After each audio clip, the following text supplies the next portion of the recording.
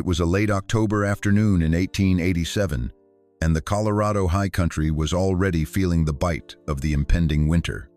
The once bright foliage had begun to fade, giving way to the cold, dark shadows of the pine forest. In the midst of this, Mason Hargrove, a 5-year-old millionaire timberland tycoon, sat astride his jet-black stallion, surveying the vast expanse of land that stretched before him. The sprawling forest, dense and foreboding, seemed to hold its secrets in the cold autumn air. Yet, to Mason, this was just another profitable addition to his empire, a piece of land he had purchased sight unseen, as part of his relentless expansion of his holdings. With every calculated move, he had turned his late father's legacy into a fortune. But today, something felt different. A shiver ran down his spine as he peered through the forest. There was a disturbance, a rustling noise that didn't belong to the wind. Mason's instincts, honed from years of ruthless dealings in the world of timber and business, told him it was trespassers.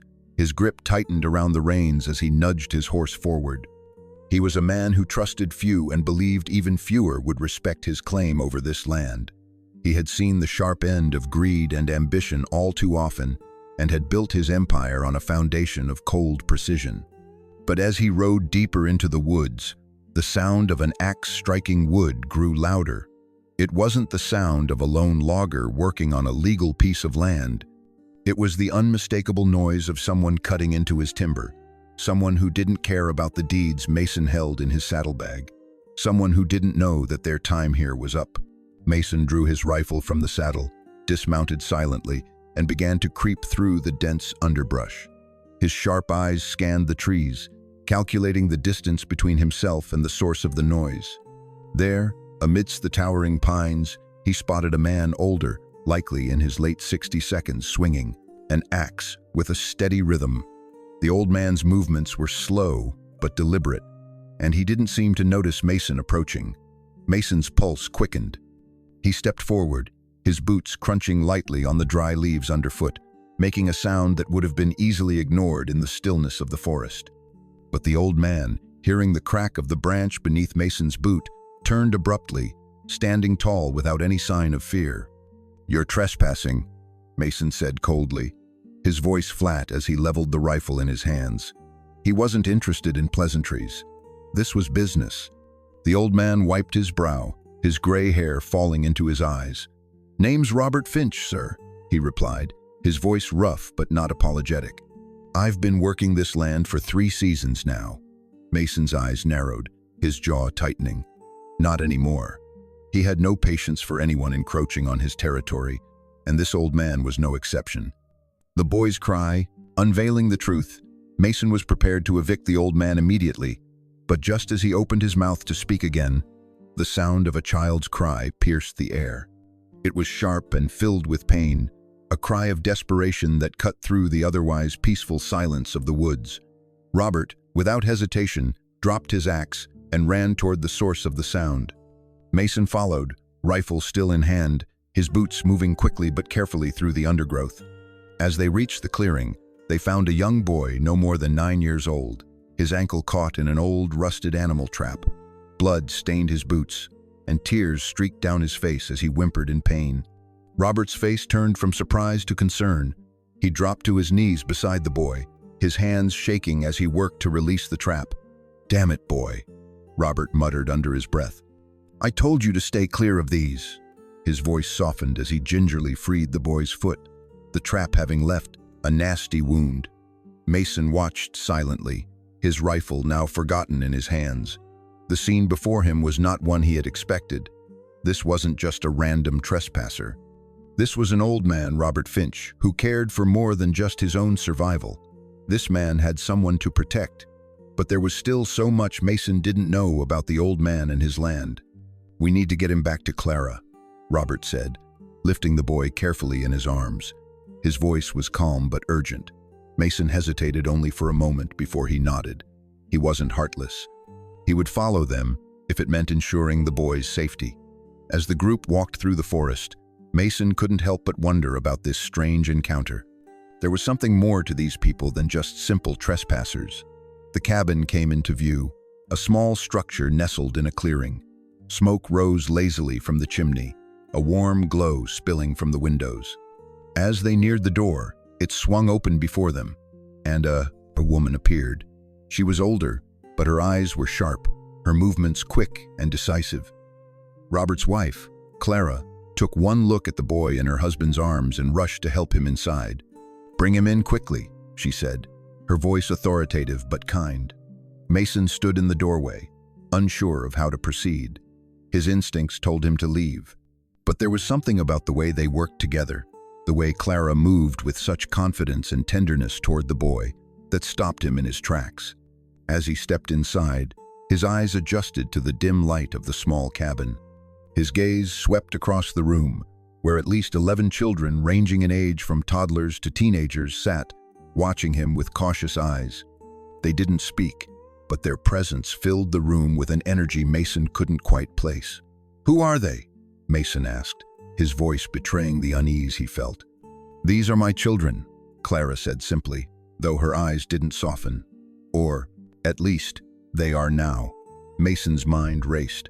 How could this old couple possibly care for so many children? The cabin was small, barely enough space for the two of them. But here, in this humble home, they were raising orphans, children who had been abandoned or forgotten by the world. His gaze shifted to one of the older girls, who was tending to the younger ones. The girl met his eyes for just a second before quickly looking away, her face hard with distrust. The secret of the cabin, a family hidden in plain sight. The more Mason observed the Finch family, the more confused he became. These were not just any children. They were orphans, but there was something different about them. They had an air of resilience, a quiet strength that was born not from wealth or power, but from survival and love. Clara and Robert had taken them in, cared for them when no one else had. Mason's eyes moved to the walls of the cabin, where crude but carefully made paintings hung, depicting families, animals, and the land they lived on. He saw the older children teaching the younger ones to read, using sticks to trace letters in the dirt. The warmth of the cabin was not just from the fire.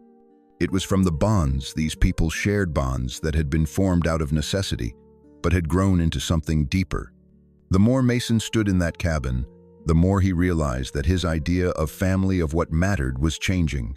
The wealth he had spent years accumulating felt suddenly meaningless. He had been driven by ambition and greed, constantly chasing the next big thing, the next deal, the next expansion. But here, in this small cabin, was something he had never truly experienced. The sense of community, the care for others, and the unspoken love that was shared by people who had nothing but each other. As Clara worked to tend to the boy's injury, Mason stepped outside for a moment, his thoughts racing. The land he had bought, the timber he had planned to, a harvest, it all seemed so insignificant in the face of what was happening inside that cabin. But he had a duty to uphold, a promise to his father and his empire. He couldn't simply walk away from this land, even if it meant displacing these people. Yet, as Mason stood in the forest, staring at the land before him, he couldn't shake the feeling that something much bigger than timber and profits was at stake. This land had been part of his father's legacy, yes, but it had also become something else, a place where truth could be uncovered, where family secrets could be revealed. His mind drifted back to the conversation he had overheard earlier. Robert and Clara had agreed to leave once the harvest was complete. But what would happen to the children? Where would they go? Mason's thoughts were interrupted when the cabin door creaked open. Robert stepped outside, wiping the sweat from his brow. "You're thinking about evicting us, aren't you?" he asked without looking at Mason. The words hit Mason like a punch to the gut. "No," he replied, though he wasn't sure if he believed himself. He wasn't ready to make a decision, not yet. But he knew one thing for sure. These people had a claim to this land. More than just a claim, they had a right to be here. The silver whistle, a melody from the past. As the days passed, Mason found himself returning to the cabin again and again. He watched Robert and Clara work tirelessly, taking care of the children, preparing for winter. He could see how deeply they cared for the kids. One day, Mason was walking near the cabin when he heard a sound. A haunting melody carried on the wind, soft and gentle. It was coming from the ridge to the east. Without thinking, Mason followed the sound, his boots crunching on the frozen earth beneath him. As he reached the top of the ridge, he saw her, Sophia, the teenage girl from the cabin, sitting on a rock, playing a silver flute. The notes of the song seemed to cut through the cold air, filling the space between Mason and the girl with a quiet, melancholy beauty. Mason stood in silence, transfixed by the music. There was something about the song that stirred something inside him, memories long buried, feelings he hadn't allowed himself to feel for years. The song, though simple, was powerful. It spoke to him in ways words never could. Sophia finished the song and looked up, as if she had sensed him standing there. "How long have you been there?" she asked, her voice steady but guarded. Mason hesitated, unsure how to respond. "Where did you learn that song?" he asked instead. Sophia looked at him for a long moment, then spoke. "My father taught me." The words hit Mason like a lightning bolt. "Your father?" he repeated, his heart racing. "Who was your father?" Sophia lowered the flute and stared at him, suspicion clouding her expression. "Why do you want to know?" Mason's mind raced. Could it be? Could Sophia's father have been Jonathan, his long-lost brother? Could she be the key to the mystery of his family's past? "Where did your father come from?" Mason pressed, his voice suddenly tight. Sophia's eyes narrowed, and she clutched the flute closer to her chest. "He taught me that if anyone came asking about him or the whistle, I should be careful." Mason's heart skipped a beat. "What was his name?" he asked softly. Sophia looked at him with uncertainty in her eyes. "Jonathan," she whispered. "The truth unfolds. Secrets from the past." Mason's mind raced, a whirlwind of thoughts that crashed together with the force of a storm. Jonathan. The name sent a jolt of recognition through him. Jonathan Hargrove, his brother, whom he had believed died in a tragic fire years ago. Could it really be true? Could Sophia's father have been his long-lost sibling? Sophia stood there, watching Mason, her expression unreadable. The silence between them stretched out, thick with unspoken words. Finally, Mason broke the tension, his voice rough with emotion. "Your father, he was my brother." He was almost surprised by the confession. He hadn't meant to say it aloud, but the words had come out in a rush, as if the truth had been waiting to escape for years. Sophia's eyes widened, and she took a cautious step back, the silver whistle still clutched tightly in her hands. "Your brother?" she repeated slowly, as if testing the weight of the revelation. You're Mason Hargrove?" Mason nodded, his heart pounding in his chest. The world felt as if it had shifted on its axis, and he was suddenly standing on the precipice of something both terrifying and profound. He had spent his whole life building an empire, expanding his wealth, yet none of that had prepared him for the truth that was now emerging. The reality of his brother's survival and the legacy that had been kept hidden from him was unraveling right in front of his eyes. Sophia was quiet for a long time, and Mason wasn't sure whether she was processing the news or simply waiting for him to speak again. I thought my brother died in the fire," Mason finally admitted, his voice cracking with a mixture of regret and disbelief. "But it wasn't true, was it?" Sophia shook her head, her gaze softening for the first time. "No, it wasn't true. My father, your brother, escaped the fire, though he was badly burned. He was brought to Clara and Robert, and they hid him here in Cedar Valley to protect him from the world." Mason felt the weight of her words settle on him like a heavy cloak. Jonathan had survived, but at what cost? And why had no one told him the truth? He had spent years mourning the loss of his brother, never knowing that he had been living just a few miles away, hidden in plain sight. Sophia continued, her voice steady but tinged with sadness. "My father, he never wanted anyone to know what had happened. He couldn't bear the thought of you finding out the truth. He didn't want to bring you pain. So, he disappeared. He told Clara and Robert to raise me and the others, to keep us safe. But he never forgot about you, Mason.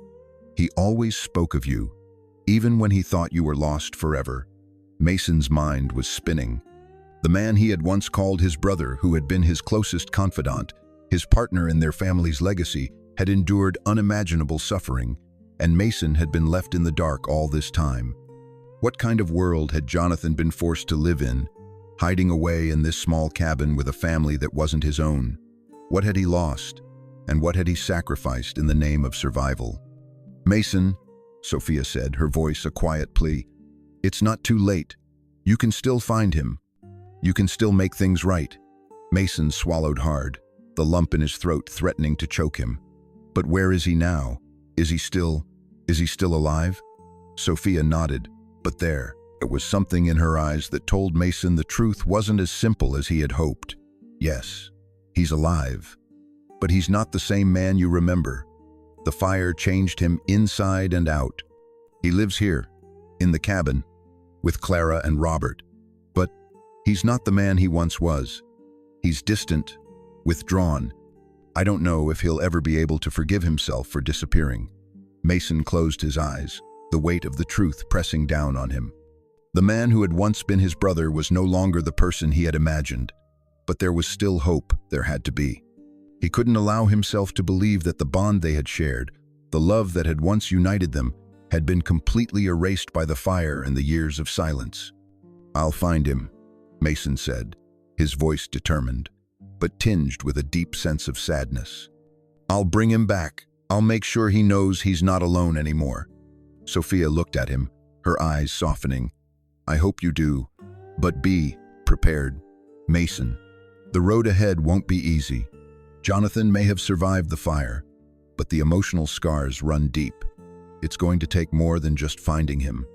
It's going to take time and patience." Mason nodded slowly, steeling himself for the difficult journey that lay ahead. He wasn't sure what he would find when he finally confronted his brother, but he knew one thing for certain. He couldn't leave Cedar Valley until he had the answers he needed. And he couldn't leave the Finch family behind either. They had protected his brother for years, and now it was his turn to protect them. The Secret Journal, uncovering the past. The following days were a whirlwind for Mason. He spent hours with Clara and Robert, learning more about the events that had led to his brother's disappearance. With each conversation, he uncovered more pieces of the puzzle, and with each revelation, the weight of the truth grew heavier. But there was one thing that Clara and Robert hadn't told him, something that had been hidden away for years. Clara had mentioned a journal, a small leather-bound book that Jonathan had kept with him after the fire. It was said to contain his thoughts, his memories, and his fears, a record of the life he had lived in hiding. Mason couldn't shake the feeling that the journal held the key to understanding his brother's past. It might provide the answers he was seeking, answers to questions he hadn't even known to ask. And so, he set out to find it. Robert had told him that the journal was tucked away in the attic of the cabin, hidden beneath a floorboard where only Clara and Jonathan knew about it. It wasn't a place anyone would think to look, except for Mason. He had known his brother well enough to understand that Jonathan would have hidden something so important in a place where only he could find it. Mason climbed up into the attic, the old wood creaking beneath his weight. Dust filled the air, and the smell of old books and forgotten memories lingered. He moved slowly, carefully, his hands brushing over the crates and boxes that were scattered throughout the space. Then, in the far corner of the attic, he saw an old wooden crate, half hidden beneath a pile of old blankets. He knelt down, carefully lifting the lid of the crate. Inside, there were a few old clothes, some tools, and a leather-bound book. Mason's heart skipped a beat. This was it, the journal. He picked it up with reverence, his hands trembling as he opened it. The pages were yellowed with age, the ink slightly faded, but the words were still legible. It was a chronicle of Jonathan's life, the life he had kept hidden from everyone, including Mason. As Mason read through the pages, he was struck by the depth of emotion in his brother's words. Jonathan had written about his fear, his loneliness, and his regret. He had written about the fire, about the pain of losing his family, and about the decision to disappear. Mason's throat tightened as he read the final entry, written just before Jonathan had left Cedar Valley for the last time. "I can't live with the guilt anymore. I thought I could protect them by staying away, but I was wrong. I will go back. I will face the past. But first, I must make sure they are safe. They deserve more than this life I've forced upon them." Mason closed the journal slowly, the weight of his brother's words settling heavily on his chest. Jonathan had never stopped thinking about him. He had always planned to come back, but something had kept him away. Mason stood in the attic, the journal in his hands, feeling the weight of his brother's absence more than ever. He knew now that the journey ahead wouldn't be easy, but he also knew that it was one he had to take. For Jonathan, for the Finch family, and for himself. The confrontation with Hayes, facing the enemy. The day Mason had feared had arrived. Elliot Hayes, the man responsible for the fire that had torn his family apart, had returned to Cedar Valley. Mason had known that Hayes would eventually show his face again. The man was a snake, always slithering through the cracks of Mason's empire, waiting for an opportunity to strike. Hayes had been involved in the fire, the one that had killed Mason's parents, but he had never faced justice for it. Instead, he had buried the truth, manipulating the situation to suit his own agenda. And now, he was back, threatening everything Mason had worked for. Mason met Hayes at the edge of Cedar Valley, his heart pounding in his chest. The confrontation was inevitable. Hayes was a dangerous man, but Mason had no choice but to face him. "What do you want, Hayes?" Mason asked, his voice low but steady. Hayes smirked, his cold eyes gleaming with malice. "I want what's mine," he said, his tone dripping with contempt. "You've built quite an empire, Hargrove, but it's time to pay your dues." Mason clenched his fists. He had been patient for far too long. He wouldn't let Hayes destroy everything his family had worked for. "You've taken enough from my family," Mason said, his voice hard. "It's time to settle this once and for all." The final stand, fighting for justice. The air around Cedar Valley was thick with tension as Mason and Hayes locked eyes, the weight of years of deception and betrayal hanging between them. Hayes smirked, clearly enjoying the power he thought he held over Mason. But Mason wasn't intimidated, not anymore. He had come too far, fought too hard, to let Hayes destroy everything he had built. "You think you can just take everything from me and walk away?" Mason's voice was steady, though beneath the calm exterior, his blood was boiling with years of anger and frustration. Hayes had gotten away with murder, literally and figuratively, but not anymore. Hayes chuckled darkly. "You always were the idealist, Hargrove, just like your father, always thinking you could control the world around you." He stepped closer, his eyes narrowing. "Well, guess what? You can't. You never could." Mason's hand instinctively went to the hilt of his gun, but he didn't draw it just yet. He needed to think. There was too much at stake. His mind raced, trying to calculate the best way to bring Hayes to justice, to finally end the madness that had haunted his family for so long. "You're not going to get away with this, Hayes," Mason said, his voice a little louder now, growing in conviction. "You think you can just waltz into Cedar Valley and take what's mine, but you're wrong. This valley, this land, it's mine, and I'm not going to let you destroy it." Hayes sneered. "You think anyone in this valley is going to stand up for you? For your family? You're alone, Mason. Always have been." Mason shook his head, the bitter taste of Hayes's words lingering. "I'm not alone," he said, his voice firm now, as his thoughts shifted back to the Finch family, the ones who had cared for his brother, the ones who had become his family, the children who had found safety in the cabin, who had shown him what true love and sacrifice meant. "I have a family now, Hayes, and you're not going to take that away from me." Suddenly, the wind picked up, howling through the trees like a reminder of the storm that was brewing not just in the sky, but in the valley itself. Mason could feel the weight of the journal in his pocket, the truth about his family's legacy still fresh in his mind, the truth that would expose Hayes for the fraud he truly was. As if on cue, a faint but unmistakable sound echoed through the trees. A whistle. It was sharp, precise, and cut through the tension like a knife.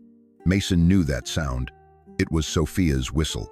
Hayes froze, his eyes darting to the direction of the sound, clearly confused. "What is that?" he demanded, his voice tight with suspicion. Mason's lips curled into a slight smile. "That, Hayes, is the sound of your downfall." Hayes's face twisted with disbelief as the sound of Sophia's whistle rang out once more. But it wasn't just the whistle that was important. It was the message it carried. The melody was more than just a tune. It was the key to the gold hidden in Cedar Valley, the very gold Hayes had been desperately trying to find. And now, with Mason at the helm, that gold would no longer be a tool of greed. It would become the foundation for the future he had promised the Finch family and the future he now wanted for his brother's legacy. Sophia, with her silver whistle, had just delivered the most important warning of all. Hayes had been led astray by his own greed, and now the truth would catch up to him. The ground under his feet was shifting, and for the first time in a long while, Mason felt a spark of hope ignite inside him. He wasn't just fighting for justice anymore, he was fighting for the future of Cedar Valley, for the legacy of his family, and for the family he had found in this unforgiving wilderness. But Hayes wasn't about to go down without a fight. "You think you've won?" Hayes's voice was low, dangerous. "This isn't over, Mason. You'll never get away with this. You'll never make it out of here alive." But Mason was done listening to the man who had tried to ruin his life. "It is over, Hayes," he said calmly, his voice steady and unwavering. "And you're going to pay for the crimes you've committed." As if on cue, the sound of hooves pounding the ground echoed from behind, and Mason turned to see a group of men on horseback riding swiftly toward them. It was Robert, Clara, and the children. They had come to support Mason, to make sure he didn't face Hayes alone. The cavalry had arrived. Mason felt a wave of relief wash over him as the men dismounted, their faces resolute, determined.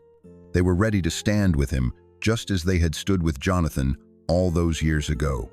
This wasn't just about Mason's past, it was about the future they were all building together. Hayes's smug expression faltered as he realized that his advantage was slipping away. His eyes flicked back to Mason, then to the growing number of people surrounding them. His grip on his revolver tightened, but the uncertainty in his eyes was unmistakable. He had miscalculated. "You won't win, Hargrove," Hayes spat, his voice filled with venom. "I'll make sure of that." Mason stepped forward, his gaze unwavering as he met Hayes's eyes. "You've already lost, Hayes. It's over. And soon, the truth will come out." Before Hayes could respond, the sharp sound of a rifle being cocked cut through the air. Robert stood tall, his rifle aimed directly at Hayes. "Mason's right. You're done, Hayes." In that moment, everything changed. The tide of power shifted. Hayes, once so sure of himself, now stood at the mercy of the people he had tried to destroy. His empire was crumbling, his lies exposed for all to see. The group was victorious, but the battle wasn't over yet. There was still the matter of getting the evidence to Denver, of ensuring that justice was served. Mason couldn't afford to relax, not yet. The road to Denver, securing the future. After the confrontation with Hayes, the valley seemed to breathe a collective sigh of relief. But Mason knew that the real work was just beginning.